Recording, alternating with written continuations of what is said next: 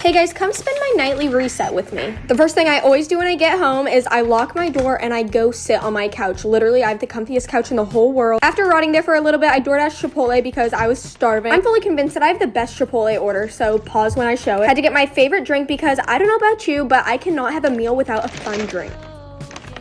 I've been so obsessed with like the sparkling ice lemonades. Shake the bowl, of course. I also can't eat a meal without watching something if I'm by myself, okay? Maybe that's my toxic trait, but I put on New Girl and devoured. I also eat like I'm 5, so I always have to do a little cleanup before that. I've been so back and forth, especially this week between my mom's house and my own apartment in LA. So I definitely had some chores I needed to do. Like I really needed to wash my blankets because I haven't washed them in quite a few months. And then I do this every single night is I make sure that I did everything that day and I create my schedule for tomorrow. I'm a very big schedule girl. There's also no better feeling than crossing things off of your to-do list. And the last thing on my to-do list was to clean this living room because I filmed a haul and oh my goodness, it was so messy. It was definitely a culture shock moving out that my room didn't just magically become clean. Anyway, I've been trying to get back into my gym era and thankfully there's one in the building, so I tossed the blankets in the dryer and I headed down. I'm not gonna lie, the whole entire time that I was at the gym, I was convinced that my apartment was gonna burn down because I put a bunch of blankets in the dryer. Anyway, today I just walked a mile on the treadmill and then I did some abs. Thankfully, there was nobody in the gym, which I hate when there are other people in the gym. I don't know why, I just can't work out and then I'm paranoid that they are looking at me. Anyway, I also bought an Apple Watch the other day and I've been so obsessed with it. I think that's what kept me consistent on my gym grind. Consistent as in this week.